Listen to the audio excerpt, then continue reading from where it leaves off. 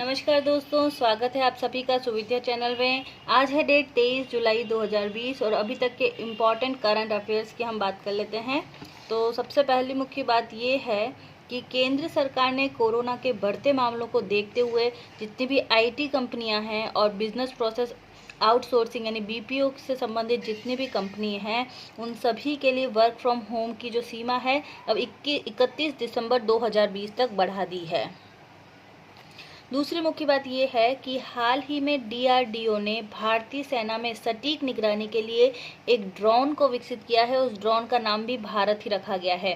Bharat drone का विकास किया गया है। किसने किया है? डीआरडीओ ने किया है। तीसरा है एक पेमेंट ऐप है जिसने भारत में नंबरलेस कार्ड को लॉन्च करने की घोषणा की है और उस ऐप का नाम क्या है? फेम पे। जैसे फोन पे होता है उसी प्रकार का फेम पे ऐप है जिसके द्वारा नंबरलेस कार्ड को लॉन्च करने की घोषणा की गई है। अगली मुख्य बात यह है कि हाल ही में भारत ने मालदीव से आपातकालीन चिकित्सा शुरू करने के लिए समझौता किया है। तो आपातकालीन चिकित्सा सेवा शुरू करने के लिए किस किस के बीच में समझौता हुआ है? भारत का मालदीव के साथ समझौता हुआ है। अगली मुख्य बात हम देख लेते हैं कि हाल ही में एक दुर्लभ पीले कलर का कछुआ मिला है और वो भारत के कहाँ पर मिला है? उड़ीसा में मिला है। तो पीले कलर का जो दुर्लभ कछुआ है वो भारत के उड़ीसा में मिला है। अगली मुख्य बात यह है कि जो एसोचैम जो है उसकी रिपोर्ट के अनुसार भारत में मसालों का जो निर्यात है जून 2020 में वो कितने प्रतिशत बढ़ा है? 23% बढ़ा है। बहुत मुख्य बात है कि एसोचैम की रिपोर्ट के अनुसार भारत में मसालों का निर्यात सिर्फ हम जून 2020 की बात करें तो कितने प्रतिशत बढ़ा है? वो 23% उसमें बढ़ोतरी हुई है। अगली मुख्य बात हम देख लेते हैं, यूनिसेफ ने भारत में युवा इंडिया नाम का गठबंधन शुरू किया है। नाम क्या है? युवा इंडिया। और किसने शुरू किया है? यूनिसेफ ने।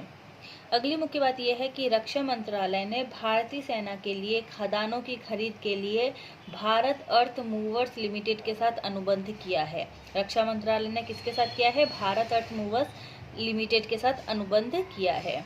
इसी के साथ स्पेनिश जो उपन्यासकार हैं जुआन मार्से उनका निधन हो गया है और सुमित देव को राष्ट्रीय खनिज विकास निगम का सीएमडी घोषित किया गया है। नाम क्या है? सुमित देव, राष्ट्रीय खनिज विकास निगम का सीएमडी उन्हें घोषित किया गया है।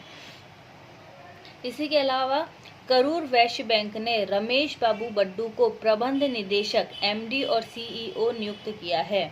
किसने? करूर वैश्य बैंक जो है वहां पर रमेश बाबू बड्डू को एमडी और सीईओ पद पर नियुक्त किया गया है। अब 22 जुलाई की अगर बात करें तो 22 जुलाई 2 दिन जो थे वो बहुत ही अगर इम्पोर्टेंट डे देख लें तो 22 जुलाई को एक तो पाई दिवस 22/7 होता है पाई, तो पाई दिवस के रूप में मनाया जाता है। इसी के साथ राष्ट्रीय आम दिवस जो है वो भी 22 जुलाई को मनाया जाता है। अगर हम 23 जुलाई की बात करें तो हर साल जो चौथा गुरुवार होता है जो कि इस बार 23 जुलाई को आज के दिन है, सो 4th थर्सडे जो है जुलाई में उसको मनाया जाता है नेशनल रिफ्रेशमेंट डे के रूप में।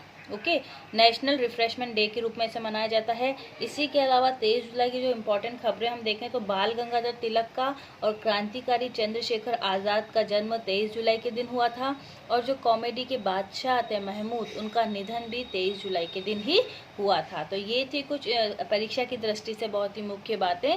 बहुत बहुत धन्यवाद।